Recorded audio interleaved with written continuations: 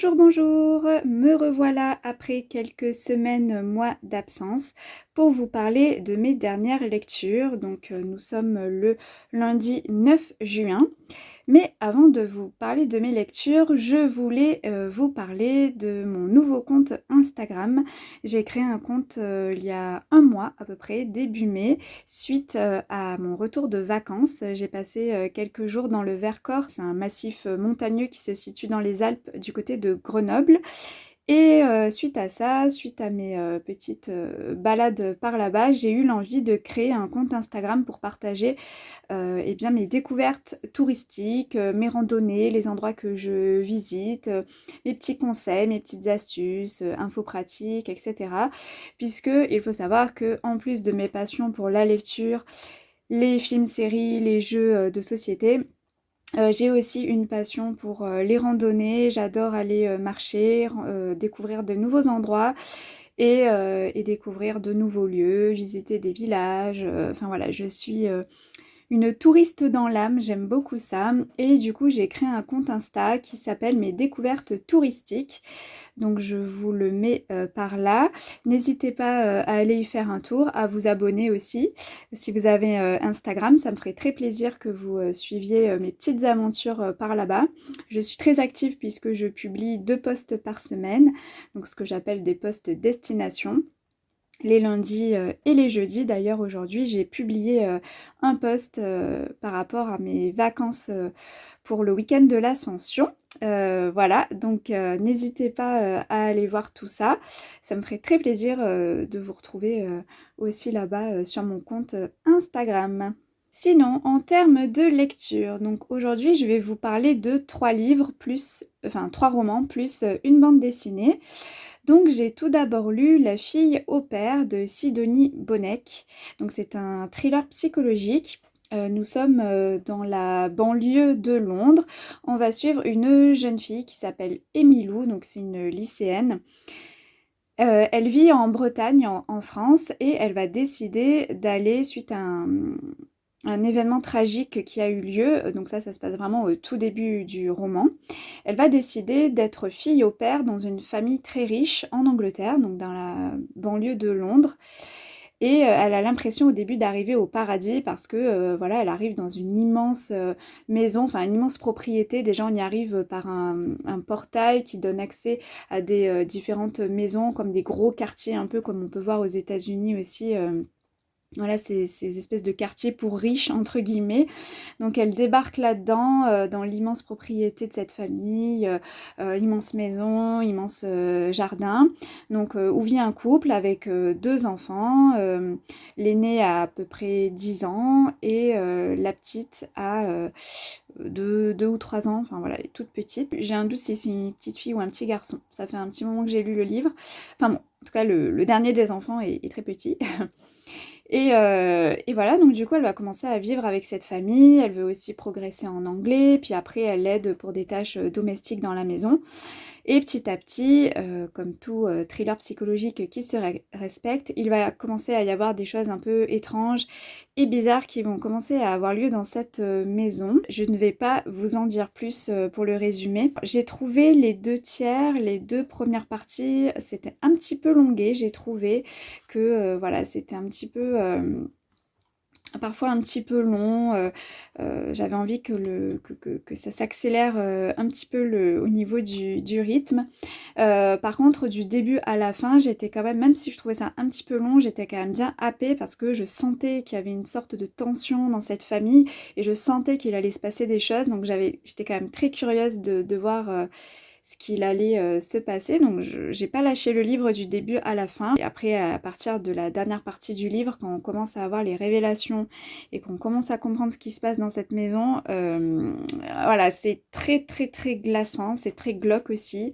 Voilà, c'est un sujet pas facile, mais vraiment c'est très très addictif, hein. La fin se dévore quoi, littéralement. Après, c'est pas un coup de cœur parce que je n'ai pas oublié les 2 premiers tiers, comme je le disais, qui sont un petit peu longs. Mais sinon, c'est un bon thriller psychologique que je vous conseille si vous tombez dessus à l'occasion. Ensuite, j'ai lu un petit roman japonais contemporain, La librairie Morisaki de Satoshi Yagisawa. Donc là, nous suivons une jeune femme qui s'appelle Takako, qui avait jusque-là un travail, un chéri, tout allait bien, sauf que l'homme qu'elle aime lui annonce ses fiançailles avec une autre femme, puisqu'en fait il menait une double vie, elle ne le connaissait pas si bien, aussi bien qu'elle le pensait. Du coup, elle est complètement dévastée par cette nouvelle et comme c'est un collègue de travail, eh bien, elle ne supporte plus de le croiser et elle va démissionner. Elle a vraiment du mal à remonter la pente jusqu'au jour où elle va recevoir le coup de fil de son oncle, donc son oncle qui vit pas loin de Tokyo. Et il est propriétaire d'une librairie de livres d'occasion, donc dans un quartier de bouquinistes en fait, où il y a des dizaines et des dizaines de libraires qui sont tous spécialisés dans des livres, enfin dans des genres de livres différents. Donc lui c'est plutôt librairie généraliste qui propose tout type de livres. C'est un homme, son oncle, qu'elle n'a pas vu depuis au moins 10 ans parce que Takako vivait un petit peu dans sa bulle, loin de sa famille, qu'elle ne côtoyait plus vraiment. Donc du coup, elle se demande qu'est-ce que ce vieil oncle perdu de vue lui veut. Et donc, eh bien, il lui propose de venir plus ou moins s'installer, puisqu'au-dessus de la librairie, il a un petit studio. Donc, après maintes tergiversations, elle décide enfin de venir s'installer là-haut au premier étage de la librairie et de lui donner un coup de main au niveau de son travail, puisque son oncle, elle va apprendre qu'il a un petit peu des problèmes de santé, et du coup c'est pour le soulager aussi dans son travail. Donc voilà, on va suivre un petit peu la vie de Takako dans la librairie. Elle va également rencontrer d'autres personnages, et voilà, on va suivre toutes ces péripéties. Donc moi c'est un petit roman que j'ai beaucoup aimé, donc c'est un livre assez court que j'ai lu en une journée, donc je pense que ce jour-là j'étais en congé, parce que voilà, je l'ai lu très rapidement. J'ai trouvé l'ambiance très cocooning, c'est toujours le cas dans ce genre de livre un peu bah, japonais, on va dire, dans ces ambiances-là de librairie. Évidemment, j'ai aimé le côté librairie de livres d'occasion, ça participe vraiment au côté cosy de l'histoire. J'ai aimé aussi voir ce que mettent en place les personnages pour faire face à leurs problèmes, puisque les personnages qu'elle va rencontrer, ils ont tous plus ou moins des failles et voilà, des problèmes qu'ils portent. Et j'ai aimé voir ce qu'ils vont mettre en place afin d'avancer et de pas se laisser gagner par l'amertume et le ressentiment, et puis tout sentiment un petit peu négatif qu'ils pourraient ressentir. Donc vraiment, je me suis pas du tout ennuyée, c'est une belle découverte, c'est un livre que j'ai gardé dans ma bibliothèque parce que voilà, ça fait du bien, ça m'a fait du bien quand je l'ai lu, et voilà, je vous le recommande également si vous avez envie de lectures cosy et qui font du bien au moral. Ensuite, j'ai lu La prof de Freida McFadden, donc c'est l'autrice qui a écrit La femme de ménage, qui a eu un gros succès, enfin qui a toujours d'ailleurs un gros succès. Donc j'avais lu La femme de ménage en 2022 je crois, donc ça fait 3 ans. J'avais adoré ce thriller, c'était vraiment le genre de thriller moi qui me prend aux tripes du début à la fin et j'arrive pas à décrocher. Du coup, donc Freida McFadden a écrit 2 ou 3 autres livres suite à la série La femme de ménage, mais parmi ce qu'elle avait écrit, eh bien moi c'est vraiment celui-là, La prof, qui m'avait attirée au niveau du résumé. Quand j'avais lu le résumé, je me suis dit ok, toi tu repars avec moi, j'avais trop envie de le lire. Donc on va suivre bien une prof qui s'appelle Eve, qui est prof de maths dans un lycée. Alors je sais plus exactement dans quelle ville ça se passe, si c'est en Angleterre ou aux États-Unis. Je sais même pas s'il y a le nom de la ville. Non, il y a le nom du lycée, mais pas le nom de la ville. Elle est mariée avec un prof d'anglais. Et donc, elle a tout pour elle, en fait, cette femme, elle a tout pour être heureuse. Le mari parfait, attentionné, super beau gosse, dont toutes les filles se retournent sur lui, les élèves sont toutes amoureuses de lui. Enfin voilà, c'est vraiment le prof, enfin vraiment le bon parti, quoi. Voilà, elle a une belle maison, tout va bien. Sauf que moi du coup la phrase qui m'a un peu choquée et je me suis dit ok il y a un truc qui va pas dans ce couple, c'est vraiment au tout début du livre, donc je spoil pas. En fait ils sont tous les deux dans la voiture pour aller au lycée. Et donc là, ils sont arrêtés à un moment à un feu rouge.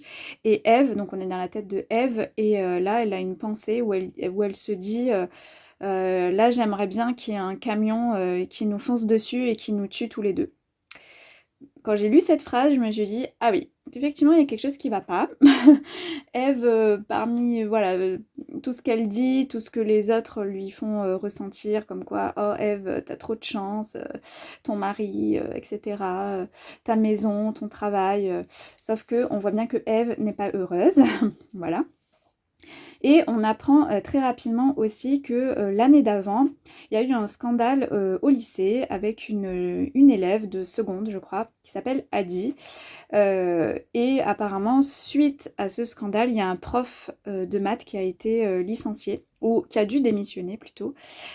Et il se trouve que cette année, Eve, elle va la voir dans sa classe, Adi. Donc cette fameuse élève qui a posé problème.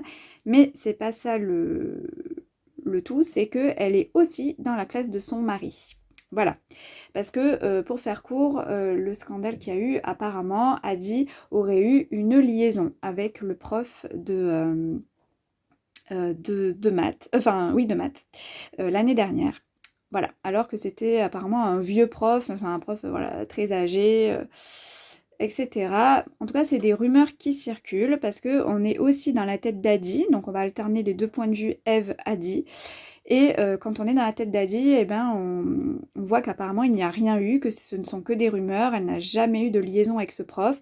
C'est juste un prof qui l'aidait parce qu'elle était très nulle en maths et que du coup, il avait tendance à, oui, à prendre beaucoup plus de temps avec elle, à lui donner des cours particuliers, etc. Après, voilà, on n'en sait pas plus. On va suivre ces deux personnages féminins à tour de rôle au niveau des points de vue qui vont s'alterner.